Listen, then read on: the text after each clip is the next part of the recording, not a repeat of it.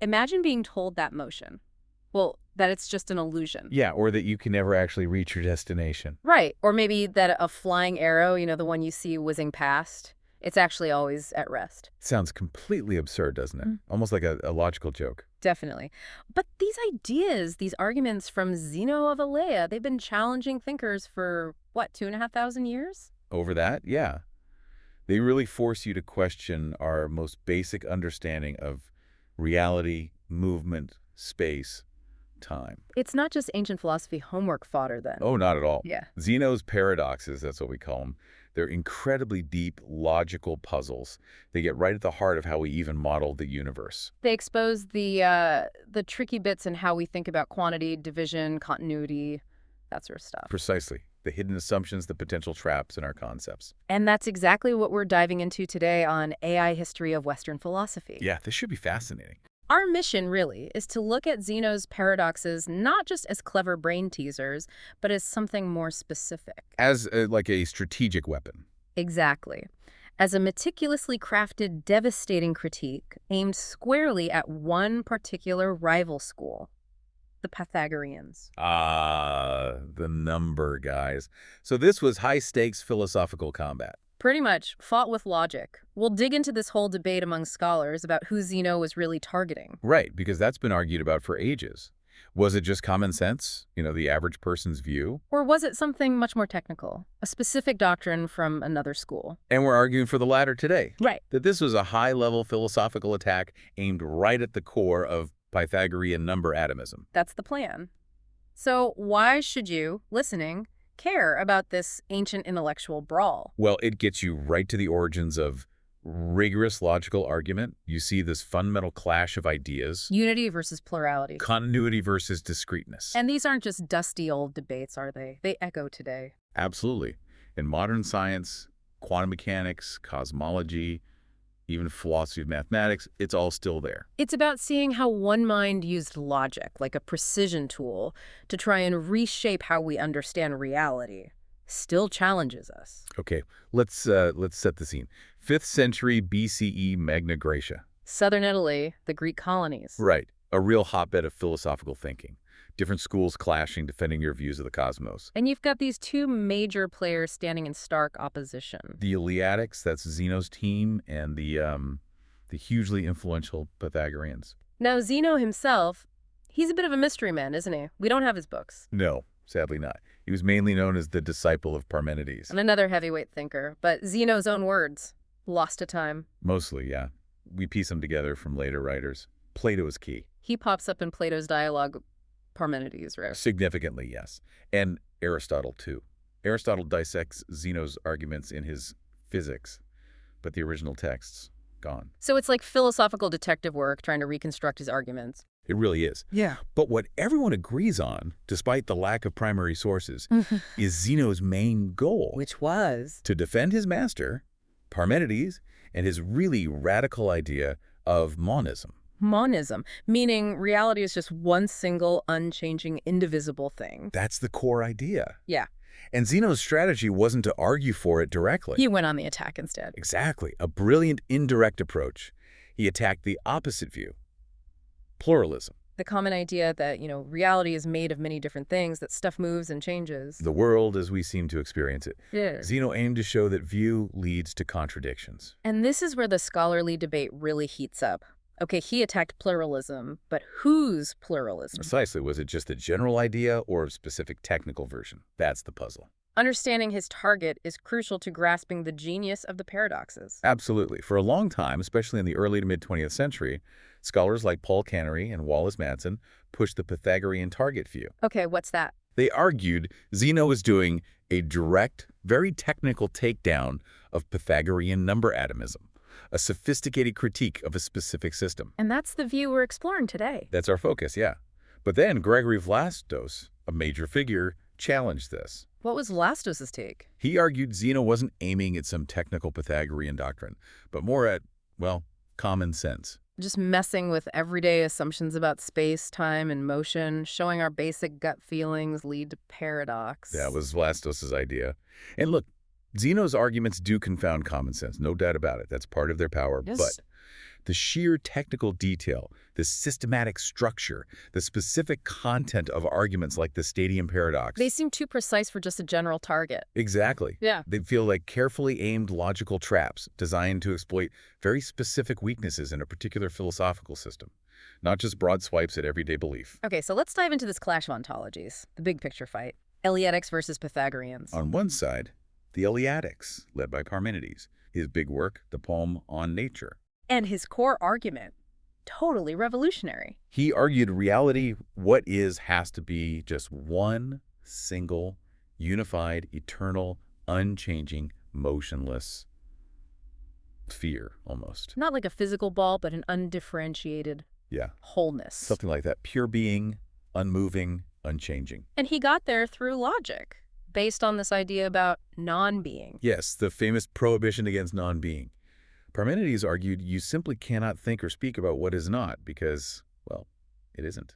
It doesn't exist. Seems logical enough, but the implications are huge. Immense. If what is not can't exist, then change is impossible, because change means becoming something you are not. In motion. Impossible. Moving means going into a space where you are not. Plurality. Having many things. Impossible, too. If things are separate, they must be separated by something. If that something is what is not, a void, then it can't exist. No. So no separation, no plurality. Wow. So the whole world we see, all its change and movement and different objects? An illusion, according to Parmenides, generated by our unreliable senses.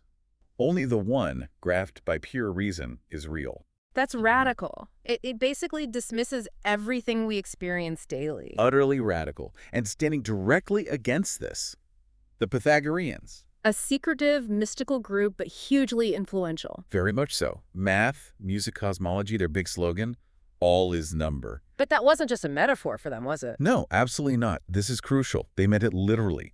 The cosmos is fundamentally constituted by numbers. Numbers are the actual building block. Yes. The universe is a dynamic, pluralistic system made of numbers and governed by mathematical ratios. Numbers weren't abstract concepts for them. They were the tangible stuff of reality. So they embraced the plurality, the change, the motion that Parmenides completely rejected? Exactly, which sets up this direct, unavoidable philosophical clash. And Zeno's arguments were designed to hit the Pythagoreans right where this all is number idea was weakest. Okay, to really get Zeno's attack, we need to understand the Pythagorean worldview better. What did this world made of numbers actually look like to them? All right, let's try and visualize it. That core idea, all is number. It meant numbers were the tangible elements. Not just describing things, but being things. Precisely. Aristotle actually pointed this out later. He said, unlike Plato, who kept forms and numbers separate from physical stuff, the Pythagoreans saw numbers as the principles in things. Things were numbers. Which implies a kind of atomic structure, right? Built from these number units. It strongly implies a discrete structure for reality. Yeah.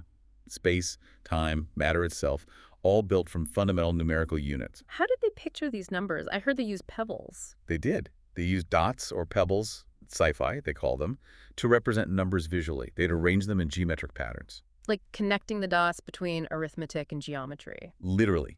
You can imagine them mapping out triangles, squares with these pebbles. It was a very physical way of thinking about numbers. Like the tetractys, that triangle shape for the number You know, 10. the tetractys was sacred.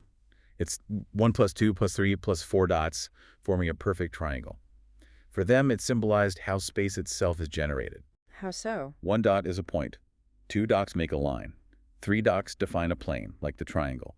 4 dots, arranged in a pyramid shape, give you a solid. Ah, so numbers literally generate dimensions. That's wild. And this fusion, this conflation of arithmetic and geometry, it's absolutely central to their whole system.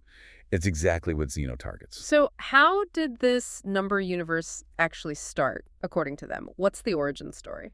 Their cosmogony starts with 2 fundamental principles, the archai, Okay. the monad and the dyad. The monad is unity, limit, form, the primordial one. And the dyad. That's the unlimited, plurality, indefinite matter, sort of the raw potential. Limit versus unlimited, form versus matter. Sounds almost like cosmic opposites. Very much so. The universe begins when these two interact. They had this really vivid image Yeah. that the monad, the initial unity or limit, breathes in the unlimited void from outside the cosmos. Breathes in the void, like literally inhales emptiness. That's the image. And this isn't just poetry. This void, this non-being is critical.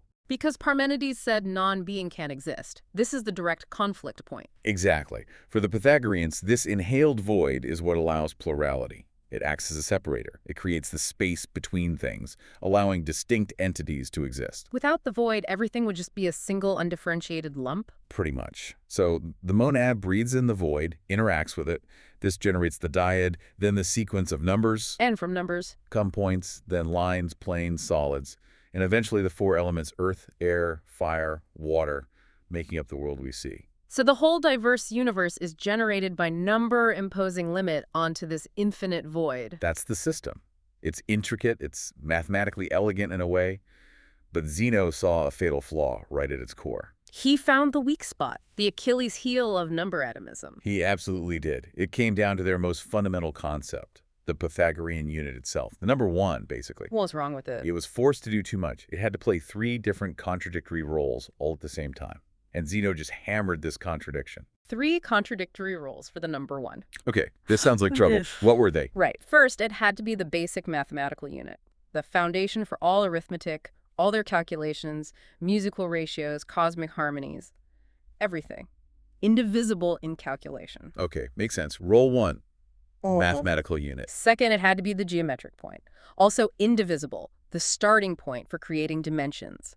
Points make lines, lines make planes, and so on. Role 2, geometric point, also dimensionless, right? Dimensionless, yeah, that's key. But then role 3, and this is where Zeno really twists the knife. Yeah. It also had to be a physical atom with magnitude. Wait, magnitude, actual size, how could it be a dimensionless point and have size? Exactly, it can't. But they needed it to have size so it could be a building block for the physical world. Zeno even used their own logic against them here. He argued, basically, if adding or subtracting something makes no difference to size, then that something must be nothing. So for a unit to be a real part of things, it must have some size. So they were forced to say their basic unit, the number 1, was simultaneously a dimensionless point and a tiny physical atom with actual size. That's the impossible bind they were in. It's the core incoherence Zeno zeroes in on. Because if it's sizeless, Then piling them up, even infinitely many, can never create something with size. A line, an object, you just get nothing. what if it does have size? Then it can't be truly indivisible. Anything with size must have parts, a left half, a right half, etc., which means it's divisible. Which contradicts it being the fundamental indivisible unit. It's a total catch-22. A complete paradox right at the foundation of their system. Sizeless, it can't build reality. Sized, it can't be indivisible. No wonder Zeno saw an opening. It was the perfect target. His paradoxes of plurality attack this size issue directly, and his paradoxes of motion show the absurd results of trying to build a dynamic world from these impossible units. So, to understand Zeno's attack, we need to grasp his method, his logical toolkit. Which comes from Parmenides, right? Deeply influenced by Parmenides, yes. Zeno was his staunch defender. Remember Parmenides' 2 ways. The way of truth, pure reason, versus the way of opinion, the deceptive senses. Right, and the way of truth, based on that strict prohibition against what is not, led Parmenides to his conclusion. Reality must be one unchanging whole. No plurality, no motion, because those require what is not, the void, or becoming different. Exactly. A direct logical collision with the Pythagoreans who needed the void to separate their number units. So Zeno steps in to defend this seemingly bizarre Eleatic view. How? Through the reductio ad absurdum, proof by contradiction.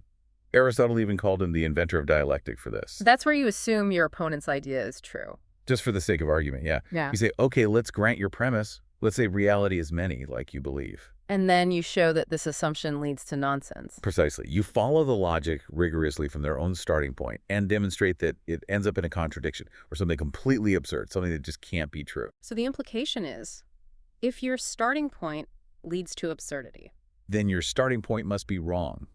Plato actually has Zeno explain this in the Parmenides dialogue. what does Plato's Zeno say?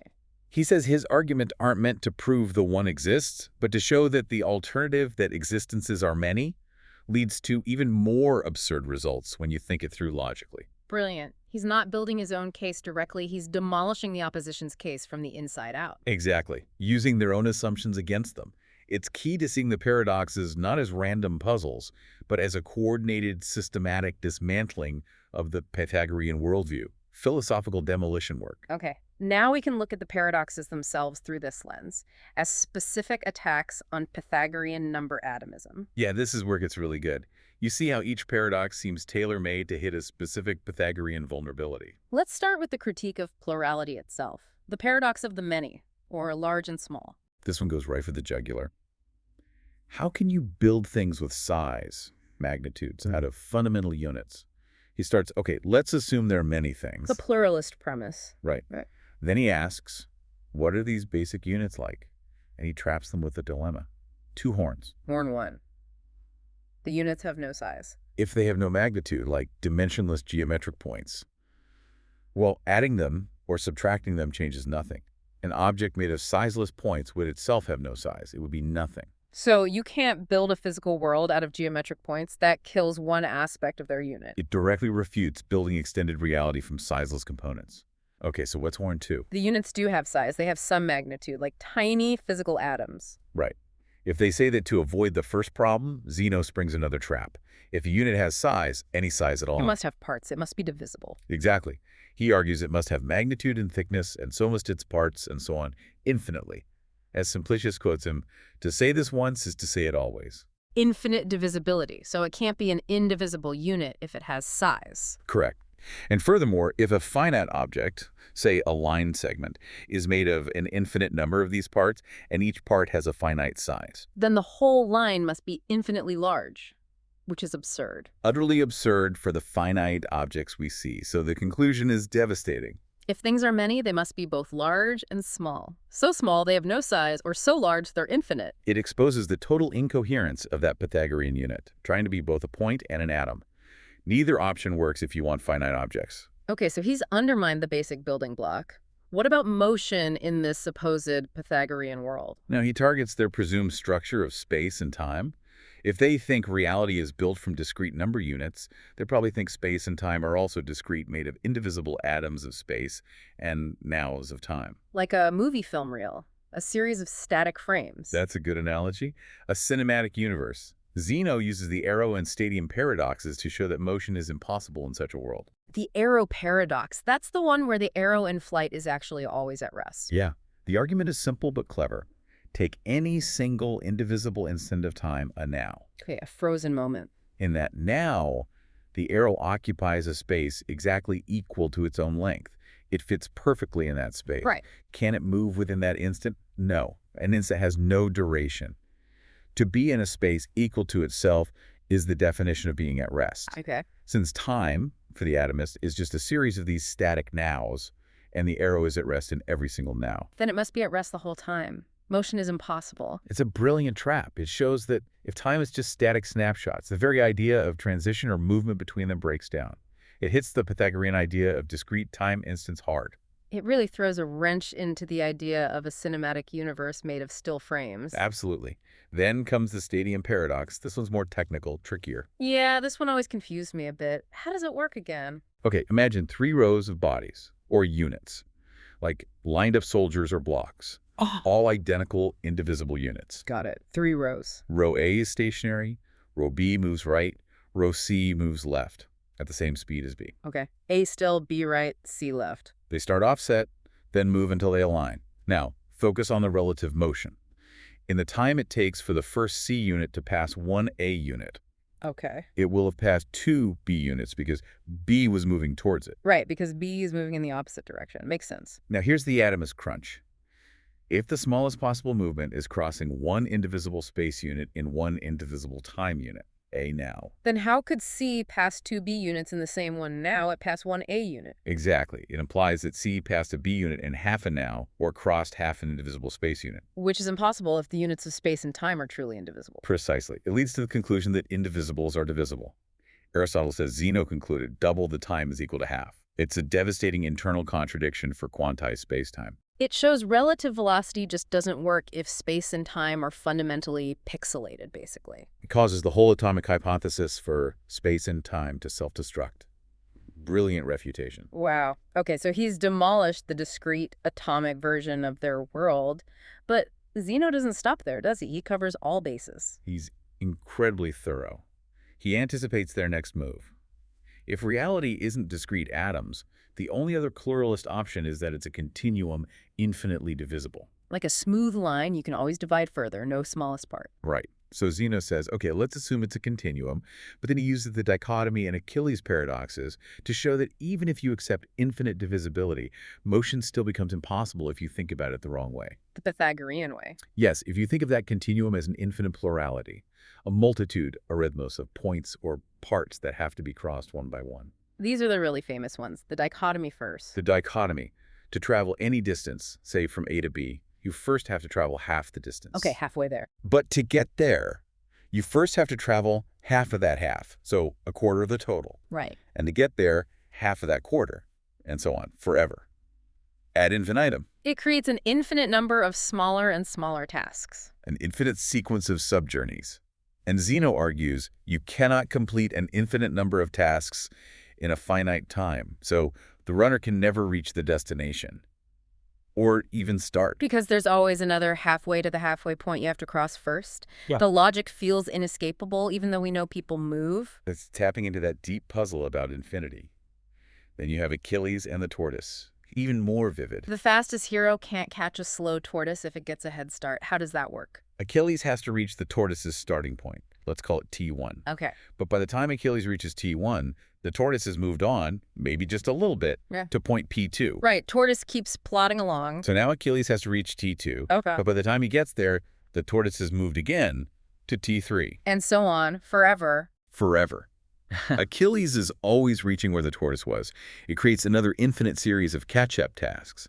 Again, Zeno says you can't complete an infinite number of tasks. Achilles never overtakes the tortoise. So how are these targeting the Pythagoreans specifically? They seem to be about infinite divisibility, which sounds anti-atomistic. That's the genius. Zeno grants the continuum premise the alternative to atomism, but he shows it still leads to absurdity if you think about it like a Pythagorean. Meaning, if you conceive of that continuum as an actual plurality of points or segments that have to be ticked off sequentially, the Pythagoreans loved arithmos, countable multitudes. Their instinct was to treat even a continuum as if it were composed of an infinite number of discrete steps to be counted or traversed. So Zeno's saying, okay, space is infinitely divisible, but if you, Mr. Pythagorean, try to count your way across it point by infinite point, you'll never get there. Precisely. He traps them by applying their own principle of plurality as countable multitude to the continuum, showing it paralyzes motion. If traversing a line means actually completing an infinity of steps, it's impossible. It's incredible how these all fit together. It's not just a random collection of brain teasers at all. Not at all. It's a unified strategy, a comprehensive philosophical argument designed to leave the pluralist, specifically the Pythagorean number-atomist, with nowhere to stand. A systematic demolition job. Leaving only Parmenides 1 as the logically sound option, in Zeno's view. It's this powerful two-pronged attack, isn't it? Forcing the choice between discrete or continuous. Exactly. Any pluralist reality has to be one or the other, made of indivisible atoms or infinitely divisible. No third way. And Zeno prepared an ambush for both possibilities. He did. First prong, demolish the discrete universe. Using the arrow and the stadium. The arrow shows motion is unintelligible if time is static instants. The stadium shows relative velocity leads to contradictions if space and time are atomic. Conclusion. A discrete atomic reality can't work. Okay, so discrete is out. Second prong. Demolish the continuous universe if conceived Pythagoreanly. Right. Using the dichotomy in Achilles. He grants infinite divisibility, but shows if you treat it as an actual infinity of steps to be completed. Which is how a Pythagorean might think of it. Then motion becomes an impossible supertask. You can't perform infinite actions. Conclusion. Traversing an infinitely divisible magnitude, conceived as a multitude, is impossible. So, whichever way they turn discrete atoms or continuous magnitude treated as countable parts, Zeno has an argument showing it leads to absurdity. He's closed all the doors. Completely. No matter how they try to build their pluralistic world out of numbers, whether as discrete units or a numerical continuum, Zeno reveals fatal internal contradictions. He basically showed that their core idea, all is number, applied physically, just couldn't be the world of motion and finite objects we experience. It collapses under its own logic. The whole project of mathematizing reality as they conceived it is shown to be self-defeating. By blocking every escape route, Zeno aims to force them to abandon plurality altogether. Leaving only the Eleatic one. It's a stunning piece of logical strategy. It truly is. The sheer power of his dialectic is remarkable. Now, we should probably acknowledge this Pythagorean target view isn't the only game in town, even if we find it most compelling. We mentioned Vlastos. Right, the common sense interpretation. Vlastos argued Zeno was just targeting everyday beliefs, not a specific technical doctrine. Maybe Pythagoreanism wasn't fully formed then, or Zeno just wanted to show everyone their assumptions were flawed. And the paradoxes certainly do shock common sense. They absolutely do. But the reason we and others feel this interpretation is insufficient. Is the technical nature of the arguments. Exactly. Why use something as complex as the stadium paradox about quantized frameworks just to baffle an average person? Or the large-small paradox about infinite sums? They seem too precise, too focused. Like using a laser scalpel when a blunt instrument would do if the target was just general belief. That's a good way to put it. Pythagoreanism, with its explicit project of number-based reality, provides a much better fit for such a technical assault. And what about the calculus solution? That comes up all the time. Doesn't calculus just solve the dichotomy in Achilles? Ah, yes, the standard response. Calculus, developed much later, shows that an infinite geometric series can converge to a finite sum. Like 12 plus 14 plus 18 adds up to 1. Right. So mathematically, the runner does cover the distance in finite time, and Achilles does catch the tortoise. The infinite series of smaller time intervals also sums to a finite duration. Case closed. Zeno refuted by math. Well, not so fast, from a philosophical perspective. Zeno's challenge wasn't just mathematical, it was metaphysical. Meaning? Calculus gives us a fantastic description of motion over a continuum. It lets us calculate it perfectly. But does it explain how a physical being actually performs an infinite sequence of tasks? It describes that it happens, but not how it's possible physically to complete infinity. Exactly. Zeno highlights this tension between the mathematical model, infinite points, and physical action, discrete steps. Calculus assumes the math is the reality, which is exactly what Zeno was questioning in his attack on the Pythagoreans, trying to equate number with reality. So calculus describes the what, but Zeno is asking about the how, or even the if, on a fundamental level. He drove a wedge between the math model and the physical world. You've got it. Showing the math works doesn't automatically resolve the metaphysical puzzle about traversing an actual infinity. And didn't Plato's dialogue Parmenides give some historical clues? It offers good circumstantial evidence, yeah. Plato stages this meeting. Old Parmenides and Zeno meet young Socrates. And what do they talk about? The whole conversation is about the one and the many, the core Eleatic Pythagorean battleground. Plato even explicitly says Zeno wrote his arguments to defend Parmenides against pluralists who mocked the one. So Plato himself saw it as a technical, philosophical fight, not just Zeno versus common sense. It strongly suggests Plato understood the context as a sophisticated debate between philosophical schools, lending weight to the Pythagorean target view. Okay, so wrapping this all up. Yeah. While we can't be 100% certain due to lost texts, viewing Zeno's paradoxes like a focused, technical critique of Pythagorean number-atomism seems the most powerful explanation. It really ties everything together. It explains the technicality of paradoxes like the stadium, the systematic dilemma structure hitting both discrete and continuous options. And crucially, it identifies that central weakness Zeno exploited, the impossible contradictory nature of the Pythagorean unit. The common sense view and the calculus solution, while relevant, just don't capture that core philosophical and historical battle Zeno was fighting. Zeno wasn't just a clever trickster, he was a master dialectician, using logic as a weapon in a major philosophical war. Absolutely. His paradoxes are this unified, devastating takedown of a rival cosmology. He took their all-is-number premise and showed it logically dismantled the very reality it tried to explain. Exposing these deep problems and mapping mathematical ideas directly onto physical reality. Problems we still wrestle with. Definitely. We've traced this ancient clash, seeing Zeno's paradoxes not as simple puzzles, but as precision tools aimed right at the heart of Pythagoreanism. Pushing us to question unity, plurality, motion, everything. And think about it. Zeno's challenge to equating reality with mathematical structures echoes even today. Modern physics, with quantum discreteness versus continuous fields. Are we still facing new versions of Zeno's dilemmas? How well do our mathematical models map onto the actual messy world? Where does the description stop and reality begin? It's a fascinating question. Zeno forces us to ask these fundamental things about space, time, matter. Continuous versus discrete. How do numbers and logic shape what we even think is possible? These ancient questions remain incredibly relevant. Zeno made sure of that. Well, thank you for joining us on this deep dive into AI history of Western philosophy. Until next time, keep thinking deeply.